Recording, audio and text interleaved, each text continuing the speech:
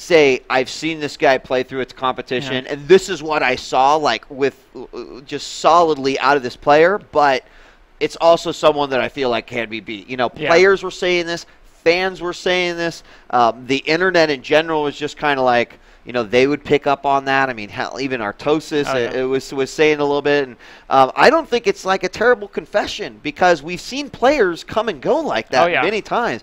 But Hart has really, you know, he changed me, you know, back at MLG Winter Championship. I was totally blown away despite the fact that he was going for, you know, some of those builds that people were kind of criticizing him for. Yeah, and I mean, we could see this game that he's got more to him. And a lot of those builds, I actually think, watching this game, he would do even better if he stayed away from those some more.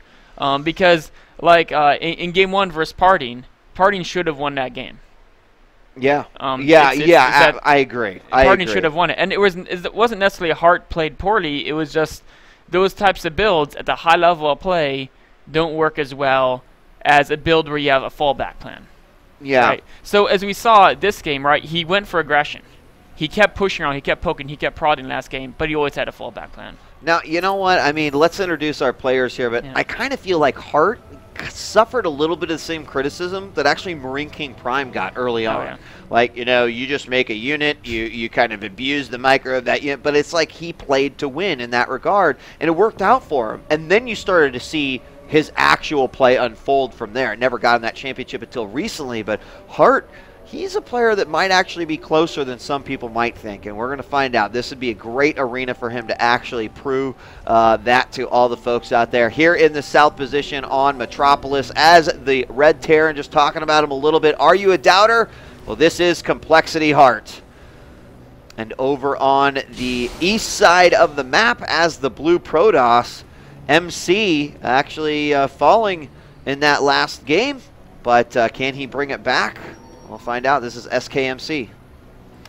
I mean, this game's still, you know, just opening up. We'll see what's happening. But one thing I want to bring back about the last game that impressed me the most, there was one point when he was, you know, he kept pressuring the third, and then he moved back, and MC was at his third, and he moved up the ramp to the natural, and he got a great concave there, an amazing position. But after a few volleys, he ran away. And that, you know, if he had more medevacs there, he could have stayed and won the game. But he saw his units, he had stunned them multiple times. They were all half dead. He only had 2 medevacs at that point in time. And he was like, I have great positioning, but my units are not going to trade well. And he made that snap call really quickly to give up that position and get out while he still could. You know, and that was really impressive. I agree. Like, that's something that a lot of times in the heat of a battle, too, can be very, very hard to know. Like, is this the right decision? And you got to be decisive. If he hesitated a second for that, he would have been force fielded out. He wouldn't be able to get down the ramp. Yeah, you know, I think it also kind of serves another purpose in that you force your opponent to make the same snap decision, right? Because they either attempt to chase you as you're retreating, which could possibly be, you know, detrimental to them, or also retreat back. So you kind of force your opponent into making that same decision there. But I agree with you. I mean, he certainly has been playing smart, as well as he just seems very cool, calm, and collected all the time. In his matches that I've seen him play, you know, before those matches, the way he's been preparing, you can kind of tell, you know, and you can look at a player and you're like, man, he just, like, there is not one F being given right now by that guy. Like, that's kind of how I feel he is when we, you know, watch him play. But MC is amazing opponent. And, yeah, we're going to say something? Oh, I was like saying that's actually a strength that most people say is one of MC's main strengths. Right, He's always cool. He's always, and even last game where he lost, I don't feel he was ever flustered. He always looked cool and calm and collected. And I think he'll make some revisions in his play this game that we'll see how he'll do. Yeah, and I mean, MC is definitely a guy who's capable of being dynamic in a match like that. The Reaper's going to be spotted by that probe as it is heading out, and of course that means that we've got the Zealot and the Stalker making its way over, but no high ground CC. Oh, there we go. Okay, it just got built. This is actually a really, it's not a very common build that Hart's doing. It's a 2-racks pressure, but he's getting the tech lab before the reactor. And this is almost, I think, to fake MC out a bit. Because the Reaper says that, okay, I can't have a strong army early because I got this Reaper, so I'm probably going to be expanding behind it. But his expansion is actually later because he got that reactor barrack. So he is going to have kind of, it's not as strong army as you with the conventional 2 racks, but it's all for the mind games because he knows MC sees that. He knows MC is going to do that 1 gate expansion. And he's going to go for some pressure here. Will MC, oh, MC's not falling for it. MC's adding those 2nd and 3rd gateways and even a 4th gateway. Yep. I think they'll be up in time. All he needs to do is get 1 warp and cycle off those 3 building gateways before the attack hits, and he will hold it without a problem. Well, we do see Hart moving out across the map right now. Going to stop here in the middle. Of course, he does still have the utility of the Reaper. There is a 1 Stalker here in the back mineral line, just to prevent that guy from sneaking in there and doing some damage there. The probe is going to see exactly what is coming, and here you're talking about that cycle. The gateway's getting it's close. Not quite up yet. It is not quite up yet, but that first gate is opening. The Reaper is going to be saved. First Zealot falls. Sentry's going to be targeted now, and he will be able to hold this off. Moving that Stalker back. He does lose it, but he has done enough damage that he should be able to finish it off. Actually, if he would have had that 1 Stalker there that was protecting the line, that could have gone much differently, but he's still going to hold it off. Losing quite a few units. Now tell me about this. You've just defended this Axlab. You've taken out this initial army. You know what you've lost: a sentry, a couple of stalkers, a zealot. Where are you feeling at this point? Well, right now you know they have 2 barracks production behind him. You got 4 warp gates. You're both resetting army count. You wait for one or 2 cycles. The units, or actually MC's not even going to wait for that. He's going to charge right out here, which may be a little bit preemptive, but and you go and you push him. There is no way that Terran can hold the low ground after this opening.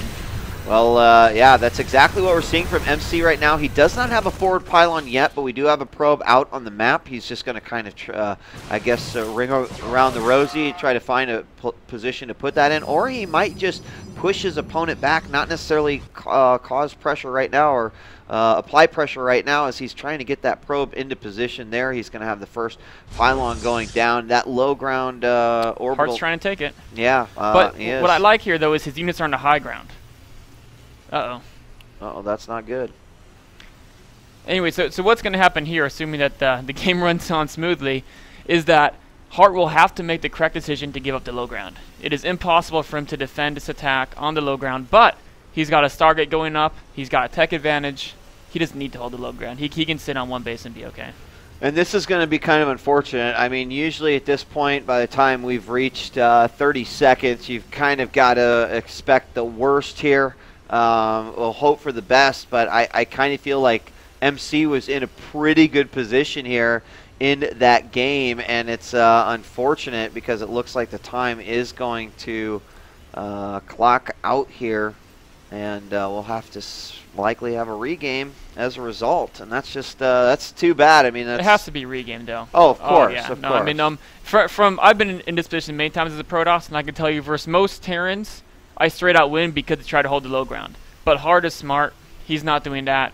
And actually, if he doesn't lose anything this attack, he actually might be ahead. He's got those medevacs. A drop counter can do massive damage. Yeah, that's very true. He's got a lot of options. It can change the game in a matter of moments. So we have not gotten an official word here quite yet. In fact, it's actually not dropped MC, but we're going to find out here in just a moment. Don't have any other updates for you quite yet, but of course, if you guys are tuned in, don't forget that on Saturday we've got a whole slew of games, things kicking off with Marine King Prime versus Huck on the main stage, and then we've got MC versus Violet, which will be another great matchup on the Gameplay 1 stream. That's going to be starting off tomorrow morning. And then, of course, Sunday is going to be just nothing but amazing games, as we're not only going to get that selection process that we were talking about earlier, but also, you know, crowning a winner here in the grand scheme of things. So thanks for joining us here for the Spring Arena. And there it is. Unfortunately, MC was finally dropped, and we're going to have to be hopping back in to Metropolis. And, you know, it always, like, paints an interesting okay, so they were, of course, getting the, regame, of course. Yeah. Okay, so it was actually a client crash, which they're making very clear. And this does happen. So a client crash caused MC. StarCraft 2 just said, nope. No more Protoss blowing up on you. You're too strong, man. Yep. So it's going to load back in here. We'll get re-invited here in just a moment. But yeah, the fact that you've got to now regame that. MC was already down 1 game in the first one. looking at least better in that second game. Held off what initially came, and here we go. We're going back in. I think that the big question here is Hart going to rethink his build? He did a funky Sure. build. That version of T-Rex is considered weak because you don't have a high Marine count, you don't have good DPS, and it's all psychological play. And we could tell it didn't work that game. His pressure, I think he traded poorly. He got a Sentry, 2 Stalkers, and a Zealot, but he lost something like 3 Marauders, 6 Marines. Yeah. It was a poor trade, plus he invested into that attack. MC is almost for sure going to do the same build. That's his. Yeah. He does this build like 95% of the time, a 1-gate expansion with 1 gas. It's a very, very solid PvT build. Well, But is Hart going to stick with his one? Yeah, the StarCraft gods have obviously blessed this regame here, because we are going to have these players in the exact same positions as we had in the last game. So that means that Complexity Hart, as our Red Terran, is going to be in the south position. And over here on the east side, we are going to have the blue Protoss, MC. So not much has changed so far here. We're just on a different game, and it's still 1-0 in favor of Hart. So yeah, talking a little bit about the change-up of Hart, you'd mentioned too that he was kind of throwing a little bit of trickery into his build, Oh, yeah. like showing something that would mean something but actually doing something else. So it almost seems appropriate that he would have, he can't do the same thing, and even if he was, it will be seen right through by MC. Well, that's also like saying, you keep flipping a coin on heads. It can't go heads again, right? And then it goes heads. It's very true, and I mean, as a player, I suppose you've got to weigh these various options in the game. And I think that's where knowing your opponent inside and out can be the greatest advantage. Oh, yeah. Where that might be a bigger advantage to Hart here, knowing MC's style, just because he's been in so many major competitions, he's won titles, and you've sort of gotten to see into his head and how he's played in that regard, where Hart, maybe not so much from MC's perspective. Yeah, definitely. We see he's again going for that 13 gas. So it's going to be, 2 racks, 1-on-1, Reactor Hellion, Reaper expanded. It's something with, some tech unit coming out early. Yep. Meanwhile, we have the Rex, and again, not at the front. This is something that Hart likes to do, and it leaves him open to a lot of option. Also allows him to deny some additional scouting once that Marine is out as well. We see the morph to the orbital, and of course the probe is going to get in there, see the Rex and the gas. That is the one disadvantage of not walling off. Yeah. Is that the probe gets in and sees the Terran has gas. Yeah, automatically. Yeah, and that tells the Protoss a lot of things. And then we're going to have the second supply depot go down. Are we going to have it? It looks like a reactor off of the front. A reactor and a second gas. So we're probably going to see a factory. Whether it's going to be, it possibly will be Reactor Hellions. If he knows MC like to do 1 gas expansion, and this map is a little bit open, probably more likely to be a straight 1-on-1. Just because MC's defense for Hellions is going to be too good. I don't think that would work against him on this map. And Hart did definitely check for that second gas, making his way in there just before that first Zealot popped, and now we're going to have a Stalker following up there as well. Then on the low ground, we've got the Marine just on patrol, and there is the factory off the bat. Going to throw a bunker at the top, which again causes this new little guessing game here for MC. If he even gets that close to getting up there yet again. So, I mean, Hart just seems to favor. I guess you take a little bit of disadvantageous hit because you're letting that probe in. But then at that point, once the probe's ejected and you continue to wall off, obviously denying as much information as he possibly can, and Hart just seems to like to keep his opponent guessing all the time. MC's going to know it's some tech build as soon as he gets up there and sees that bunker. He knows there's no way it's a T-Rax now. Are we going to see him go straight for a second gas? That's usually the most common reaction. He's probably still going to go ahead with his expansion. Yep. And there's the expansion. But instead of adding a fast second and third gateway, like we saw him do in the last game, I think we're going to see him get a second gas faster. He's going to keep up pro production because he knows there's nothing coming super early. He knows he needs to get his gas out to get that robo up. But maybe he'll stick with the same build. Maybe he has all his timings figured out. There's that second gate. Is he going to do it? There's a third. So he proves me wrong. He's not going to react to that bunker. He's got his stuff figured out. And you know, he's probably practiced this build versus everything Terran can throw at him. I would imagine that is probably the case. And, you know, I mean, we saw this kind of dismantle parting before, so I'm really curious to see the defense coming out here by MC and how it was handled. Of course, there can be small mistakes that can change things in both players' directions. In the last game, parting was kind of caught out of position, but there we see the cloak going down, the first Banshee on its way out. And with these two spawn locations so close by air, what's kind of interesting is that the Banshee's going to be there for a while before cloak even finishes, where a lot of times, because of the distance, the Banshee's there right as cloak finishes, and you have that to your advantage. So we'll have to see how that plays out. The one thing MC has going for him over parting is that MC's build is actually better against system what parting shows.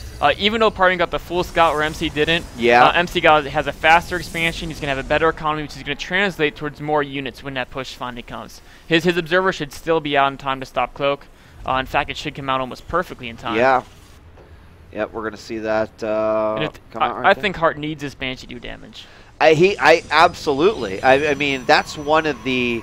You know, that's one of the key components to really Hart's success with this build is oftentimes, you know, doing the damage that he needs to get done. Now, here we go. He's going to wait for that cloak to finish. Now he's going to move in, and there it is. The observer, observer is actually crossing the map right now. Immediately going to be heading back. And he actually has the second observer almost out as well, so he got both his bases. But he's already got, what, 3 kills? 3 kills. He's going to move back because he saw that. He knows that it's going to be coming. We're going to get up to 6 now, and will be able to outrun that observers there. But, you know, we said that he needed to do damage. Do you feel like he did enough? Not quite yet. Yeah. I think if he was totally denied there, if the observer, like if MC predicted that happening, he had his observer instead of going to sky, he had already in position, I think he would just straight out lose. He did enough damage that it's going to come down to micro here. He did enough that he can still win, but he didn't do enough to just straight out win the game. Sure. So we have here this force by MC moving out. Did he get his second observer out? He did. And it is not quite Has he seen that army move out? No, I don't think so. Which is, that was the thing I was going to be checking for. It's making his way over. Oh, he's going to snipe it with the Raven, but once he sees that, he's going to know exactly what's up. So he's trading for the observer, obviously the information to MC that he knows what's coming. The question is that, you know, which one weighs more in this battle? It's kind of hard to say. I think that's the MC's advantage. The best way Terran can win with this push is to catch Protoss units out of position, and a couple Zealots run forward before they even see you. You lose some units, their sentries aren't ready. MC is going to be perfectly ready for this. And there we have the Banshee doing some damage right off the bat. A few Stalkers moving out. Just going to try to, you know, pick off some Marine damage. If he micros well, he shouldn't lose any. Unfortunately, he's a tiny bit slow in that pullback. Lost 1 Stalker.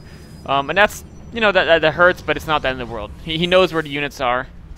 And his Zealot count is getting... One thing he's also doing that Parting didn't do, he didn't get his 3rd and 4th gases natural. He didn't try to go for Colossi. Right. He's just getting a bunch of Zealots. Yeah, you know, the other thing is, can't forget that he lost his sentries in the middle of the field. And in this case, you know, having that Guardian Shield is going to make a big difference. Here we see on-point Stalker going to be moving back.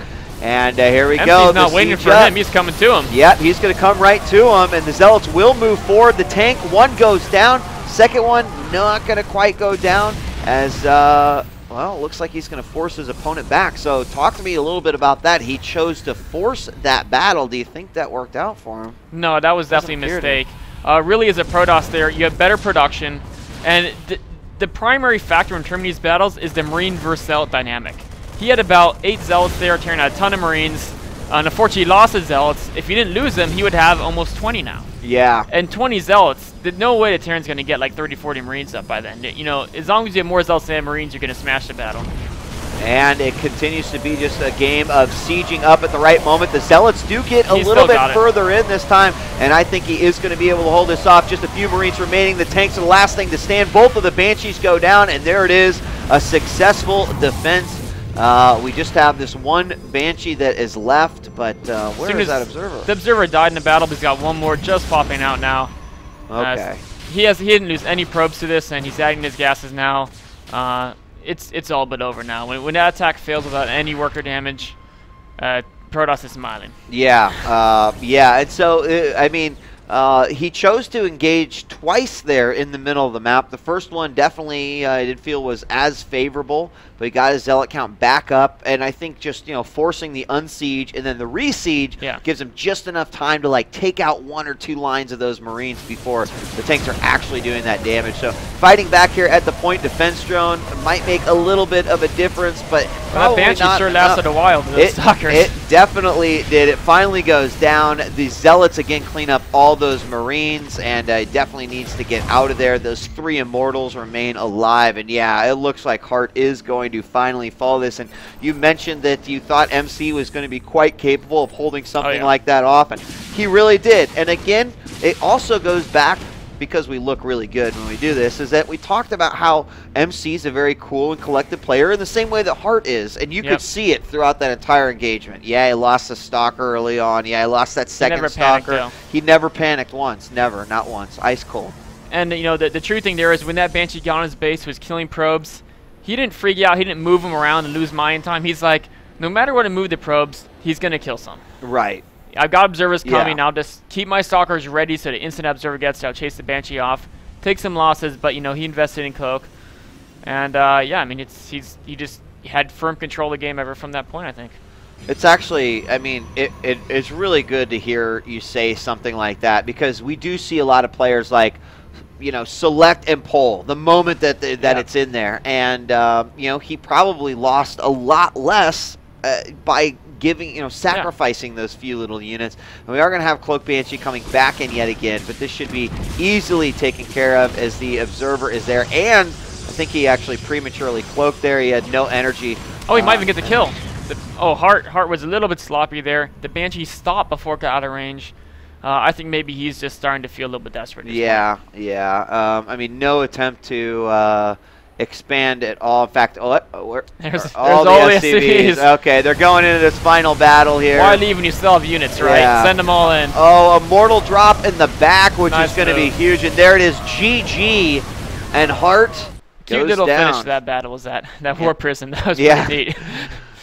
So we're going to be tied 1-1 here in this battle now, as MC fell in game number 1, but certainly looked very powerful in the defense of that 1-1-1 in game number 2. And I think if I recall